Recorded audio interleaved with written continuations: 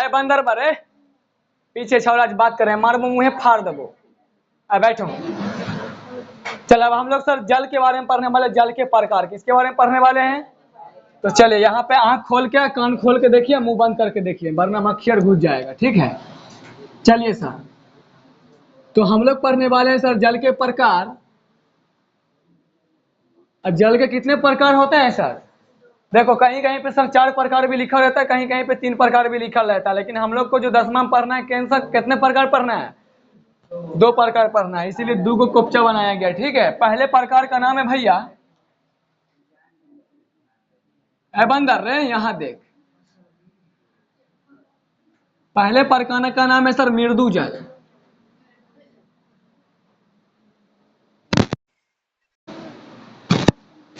अच्छा, मृदु जल कहने का मतलब मीठा पानी जिसको हम लोग सर पीते हैं, जिस पानी को हम लोग पीते हैं उसको क्या कहते हैं, मृदु जल। कपड़ा धोने में भी हम लोग इसी का उपयोग करते हैं, जो पीते हैं वही से कपड़े धोते हैं।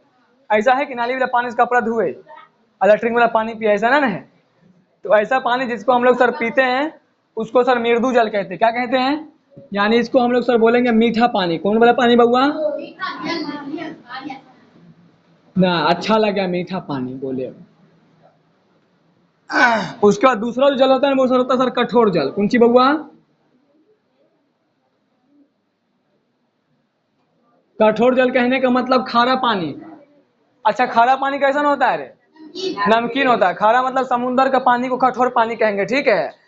कोल हो गए, कुइया हो गए, नदी हो गए, सब के बोलल जाए कौन सी बोलल जाए, मीठका पानी। समझ गए, मीठका पानी मतलब कोल का पानी, कुइया का पानी, तालाब का पानी, नदी का पानी, ये हो गया मीठका पानी, ठीक बा।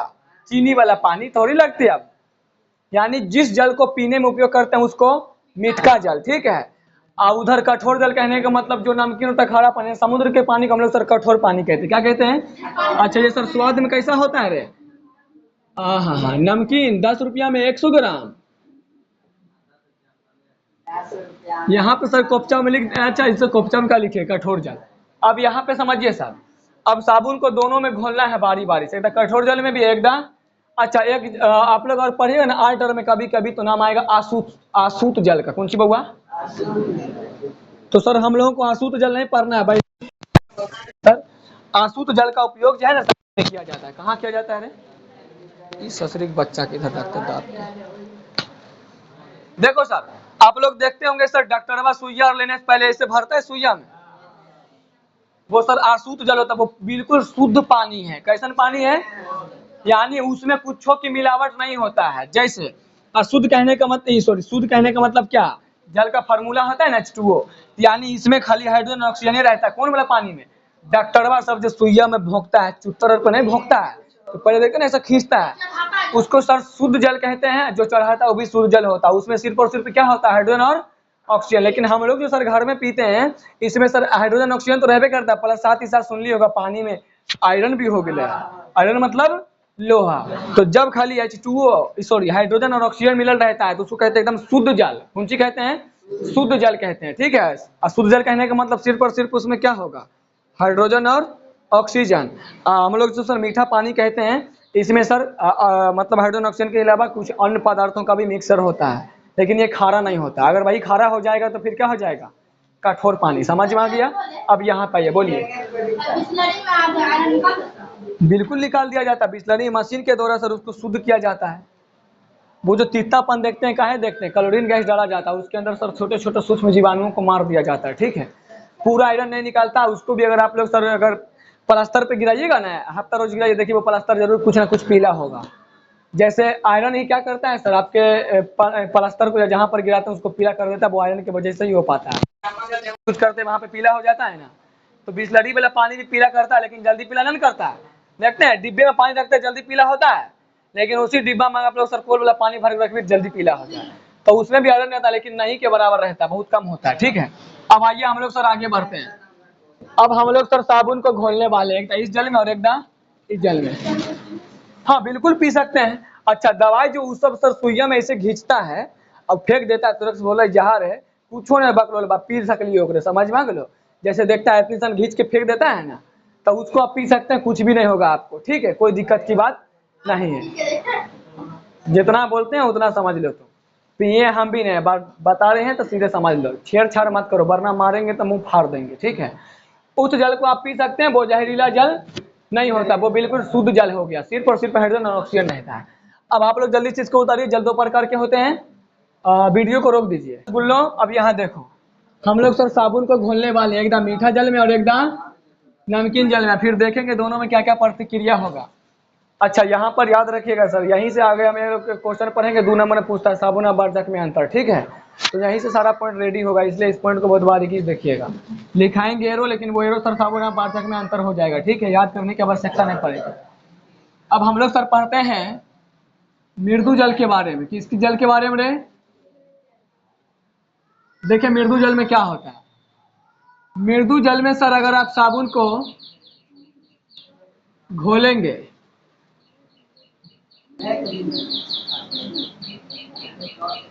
मृदु जल में अगर आप साबुन को घोलेंगे तो साबुन झाग बनाएगा। मतलब कहने का ये हुआ कि जैसे देखो, 2 तरह के पानी हम लोग पढ़े, एक समुद्र वाला पानी और एक चापाकल या टंकी का पानी। तो यहाँ जो हम लोग सर, यहाँ हम लोग के पास समुद्र का पानी है, समुद्र है बगल में, जाके टेस्टो कर भी नहीं। तो हम लोग जो सर यहाँ सर समुद्र में सॉरी चापाकल वाला पानी या टंकी के पानी में कपड़ा जब खींचते हैं उसमें साबुन को रगड़ते हैं, साबुन फेन देता है ना। लेकिन अगर उसी साबुन को सर आप समुद्र के पानी में खींचिएगा तो समुद्र का पानी खारा होने के कारण जो है ना सर, साबुन में झाग बनता है, लेकिन नहीं के बराबर बनता है, यानी बहुत कम बनता है। क्या बनता है? तो मृदु जल में सर झाग बनाता है, यानी जो हम लोग पानी पीते हैं उस पानी में अगर हम लोग सर साबुन को घोलते हैं तो साबुन झाग बनाता है। आप लोग यहाँ कपड़ा खींच के भी चेक किए होंगे, अरे कुछ लोग कपड़ा खींचा होगा ना, खींचा होगा, फेन बनता है ना। तो सर मृदु जल में साबुन को घोलने पर, यहाँ लिख दिया मृदु जल में क्या, साबुन को घोलने पर ये क्या करता है भैया रे? झाग उत्पन्न करता है या तो झाग बनाता है। लिख देते हैं झाग उत्पन्न करता है। अच्छा, साबुन के बारे में एक चीज और आप लोग सर याद रखिएगा कि अगर मृदु जल में हम लोग सर, यानी इस जल में अगर आप साबुन को घोलिएगा तो फेन आएगा बहुत, लेकिन समुद्री जल में अगर हम लोग सर साबुन को घोलेंगे तो फेन आएगा ना आएगा। तो यहाँ पे हम लोग सर एक आएगा मगर लेकिन नहीं के बराबर आएगा, ठीक है, बहुत कम आ जाएगा। अब देखिए सर, साबुन जो होता है सर, साबुन जब फेन ज्यादा देगा, एक बात बताइए, अगर कोई गाड़ी है उस गाड़ी से ज्यादा धुआं निकलेगा तो हम बोलेंगे ये गाड़ी प्रदूषण फैलाने वाला गाड़ी है ना रे। लेकिन जिस गाड़ी से धुआं नहीं के बराबर निकलेगा उसको बोलेंगे ये प्रदूषणकारी गाड़ी नहीं है। तो सर साबुन जो है सर मृदु जल में झाग उत्पन्न करता है तो हम बोलेंगे ये सर प्रदूषण फैलाता है, लेकिन सरफ के तुलना में प्रदूषण कम फैलाता है। सरफ जो होता है, सरफ को देखते हैं सर, तनी सन जल में अगर घोलिए, देखते हैं सर सरफ ज्यादा फेन बनाता है ना, तो वो सर ज्यादा प्रदूषण फैलाता है। यानी सरफ जो, यानी उसी को अपमार्जक कहते हैं, जो कि अभी तंत्र के बाद आने वाले हैं, वो सर ज्यादा मतलब क्या करेगा, प्रदूषण फैलाएगा। लेकिन साबुन जो होता है सर 2 कंडीशन में होता है साबुन के साथ। अगर साबुन को हम लोग सर समुद्री जल में अगर घोलेंगे तो फेन कम बनाएगा, लेकिन ये वाला यानी घर वाला पानी में घोलेंगे तो फेन को फैलाता है। लेकिन घर वाला पानी में प्रदूषण तो फैलाता है कि नहीं फैलाता है। चलिए, तो यहाँ पे हम लोग लिखेंगे सर साबुन झाग उत्पन्न करता है और ये प्रदूषण भी करता है। अच्छा, कौन पानी में प्रदूषण करेगा रे? घरेलू पानी में। ये प्रदूषण करने का मतलब झाग उत्पन्न करता है। ये किस जल के बारे में बात कर लिए? मृदु जल के बारे में। अब हम लोग सर फिर क्या पढ़ने वाले हैं? कठोर जल के बारे में। तो कठोर जल में सर इसी प्रकार लिखेंगे कि कठोर जल में सर जो है ना साबुन घोलने पर, कठोर जल में जब अगर हम लोग सर साबुन को घोल लेंगे तो घोलने पर ये झाग उत्पन्न करेगा, तो लिख देंगे सर झाग उत्पन्न नहीं करता है। अच्छा, पूछेगा ये प्रदूषणकारी होता है, तो साला झागे नहीं बनाएगा तो प्रदूषण का घंटा फैलाएगा का रे? तो लिख देंगे प्रदूषण नहीं फैलाता है, सॉरी प्रदूषण नहीं करता, ऊपर में लिखें करता वाला, यहाँ भी लिखेंगे प्रदूषण। तो ये अब हम लोग सर साबुन के बारे में पढ़ लिए। अब हो गया साबुन के बारे में, अब इस नामो निशान खत्म हो गया, ठीक है। बस एक टॉपिक आ रहेगा साबुन अपमार्जक। तो अब हम लोग सर अपमार्जक के बारे में पढ़ने वाले हैं। अब देखिए बहुत जगह सर समस्या क्या हो गया कि साबुन जो है सर एक जल में प्रदूषण मतलब फेन देता और एक जल में फेन नहीं देता। तो वैज्ञानिकों ने बोला ऐसा कुछ करते हैं, ऐसा चीज लाते हैं जो सर कठोर जल में भी घुल जाए और मृदु जल में भी घुल जाए। तो उसके जगह पे सर फिर लाया अपमार्जक। अपमार्जक मतलब सरफ को लाया गया। तो सरफ को सर या तो इसमें घोले या तो इसमें घोले, दोनों में क्या करता है, फेन बनाने में सक्षम होता है। कोई दिक्कत है? चलिए, तो इसके बारे में हम लोग, इसके बाद हम लोग सर पढ़ने वाले हैं अपमार्जक के बारे में। ठीक है, इसको उतारिए आप लोग। हो गया क्लिक?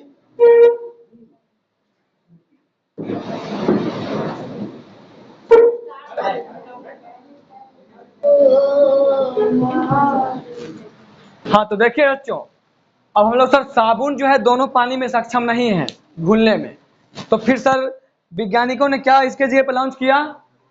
अपमार्जक। इसी को हम लोग सर ठेठे में क्या कहते हैं? सर्फ। अब सर्फ में अपना अपना सब अपना अपना कंपनी खोले हुआ है। कोई सर्फ एक्सेल इजी बॉस है, तो कोई टाइड है, तो कोई घड़ी है, तो कोई रिन है, सब अपना अपना जो अपना बिल है खोला है। ठीक है, तो अपमार्जक कहने का मतलब सर्फ, इंग्लिश में सर डिटर्जेंट कहते हैं। ठीक है, अब यहाँ पे आइएगा। अपमार्जक जो होता है सर, ये मृदु जल में क्या है रे? झाग बनाने में सक्षम, यानी घरेलू पानी में भी घुल जाता है, नहीं घुल जाता है, तो ये मृदु जल में भी सक्षम है, और कठोर जल यानी समुद्री जल में भी क्या करता है सर? फेन को बना लेता है। कोई दिक्कत? तो एक ही लाइन में लिख देंगे सर। यह है मीठा जल, आप लोग भी लिखते चलिए। यह मीठा जल एवं खारा है, उसको क्या लिखा थे? कठोर ना। यह मीठा जल एवं, साला मीठा लिखल है छोटा, कठोर जल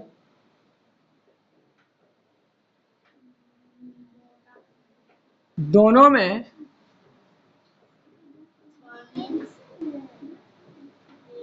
झाग उत्पन्न करता है। बात सही कि गलत? अच्छा सर, सरफ जो होता है पानी में अगर आप लोग घोलते हैं, कपड़ा भी खींचने के लिए देखते हैं सर, तनी सन सरफ डालते हैं, कितने फेन होता है, यानी ज्यादा प्रदूषण करता है। कोई दिक्कत है? तो लिख लीजिएगा सर, यह है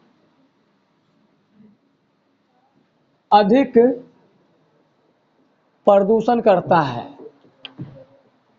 यानी साबुन ज्यादा फेन देता है, इसलिए इसको बोले अधिक प्रदूषण करता है। चलिए रोक दीजिए। अब देख बबू, आप हमारे के पर्व अपमार्जक का परिभाषा कौन सी पढ़ेंगे? अपमार्जक का, जैसे साबुन का परिभाषा पढ़ाए थे ना कि उच्च कार्बोक्सिलिक अम्ल के सोडियम या पोटेशियम लवण को ही हम लोग क्या कहते हैं रे? साबुन कहते हैं। उसी प्रकार अपमार्जक पढ़ना। अच्छा, उसमें कार्बोक्सिलिक अम्ल पढ़ते थे, और इसमें हम लोग को सर अल्कोहल के बारे में पढ़ना, यानी इसके परिभाषा में किसको शामिल करना है? चलिए परिभाषा तनी लिखिएगा, दो परिभाषा लिखाएंगे, एगो तनी सानी का अजीब होगा, एगो लॉलीपॉप होगा। ठीक है, तो लॉलीपॉप या अजीब जो याद करना हो कर लीजिएगा। ठीक है, लिखिए अपमार्जक का परिभाषा, लिखिएगा उच्च अल्कोहल के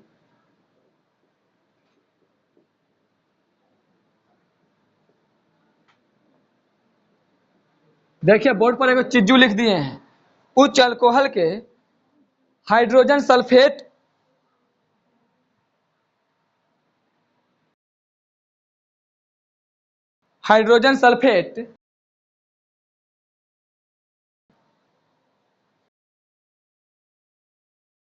के व्युत्पन्न भी लिख,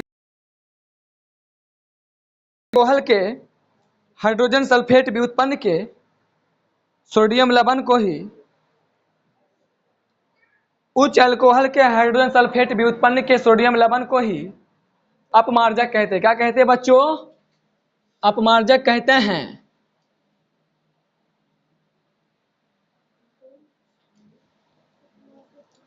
हाँ, अपमार्जक कहते हैं।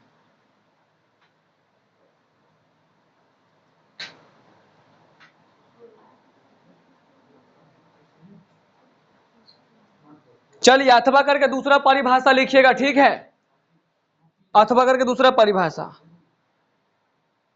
कपड़ा धोने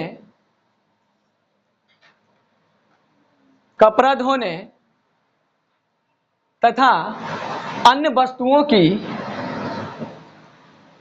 कपड़ा धोने तथा अन्य वस्तुओं की सफाई करने के लिए, कपड़ा धोने तथा अन्य वस्तुओं की सफाई करने के लिए उपयोग किए जाने वाले पदार्थ को ही कपड़ा धोने तथा अन्य वस्तुओं की सफाई करने के लिए उपयोग किए जाने वाले पदार्थ को ही अपमार्जक कहते हैं। कपड़ा धोने तथा अन्य वस्तुओं की सफाई करने के लिए उपयोग की जाने वाले पदार्थ को ही अपमार्जक कहते हैं। रोक परिभाषा उससे समझ में आएगा सर कि कपड़ा धोने और अन्य वस्तुओं की सफाई करने के लिए जिस पदार्थ का उपयोग करते हैं उसी को हम लोग क्या कहते हैं, अपमार्जक, यानी कि सरफ। देखो सर, सरफ से हम लोग कपड़ा भी धोते हैं लेकिन अन्य चीजों को भी धो लेते हैं। जैसे अगर आपके घर में सर पक्की गंदा तो आप लोग सर पक्की धोने में भी इसका उपयोग करते हैं, लेकिन पक्की धोने में साबुन का उपयोग करते हैं? ऐसे से जाकर साबुन रगड़ते रही, लेकिन हम लोग क्या करते हैं सर, लाते हैं सरफ को डाल देते हैं, पानी डाल के ऐसे ऐसे कर देते हैं।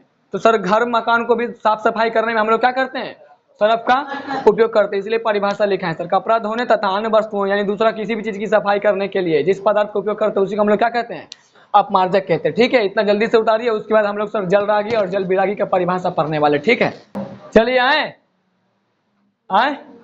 अब देखो मेरे प्यारे बंदरों, पहले ये एक अब सवाल लिखना है सर, जलरागी जल विरागी, जो कि अभी अंदर पहले पढ़ाए थे। अच्छा, जलरागी क्या होता है सर? जो जल को ढोता है ना रे। और जल विरागी क्या होता है? जो तेल यानी मैल को ढोता है। तो परिभाषा यही लिखाएंगे सर, साबुन के वैसे अणु जो किसमें घुल सकता है रे। अरे जल को ढोता है मतलब क्या, जल में घुल गया। ठीक है, तो साबुन का वैसा अणु जो जल में घुलनशील है, जो जल में घुलनशील है उसे जलरागी कहते हैं। और साबुन का वैसा अणु जो तेल यानी मैल में घुलनशील है उसे जल विरागी कहते हैं। और दोनों का परिभाषा लिखिएगा, जब भी आएगा एक ही साथ आएगा, जलरागी एवं जल विरागी से आप क्या समझते हैं, कोई दिक्कत है? 2 नंबर में पूछेगा, दोनों के लिए 1 नंबर। तो जलरागी परिभाषा हो गया। अभी जैसे तुम लोग को नहीं समझाए थे, यहाँ पर अभी नहीं लिखे थे फार्मूला, जो लिखे थे आपका क्या था, C17 और H35 और COO, ये बताए थे जलरागी, और ये क्या है, जल विरागी है। ये सर शीर्ष होता है जो जल में घुलनशील होता है, जैसे बताए थे ना। तो चलिए सर, जलरागी की परिभाषा लिखिएगा, साबुन का वैसा अणु जो जल में घुलनशील होता है उसे जलरागी कहते हैं। और जल विरागी की परिभाषा, साबुन का वैसा अणु जो तेल ब्रैकेट में देना मैल में घुलनशील है उसे जल विरागी कहते हैं। अब आप रोक दीजिए वीडियो, ये लोग को लिखाएंगे।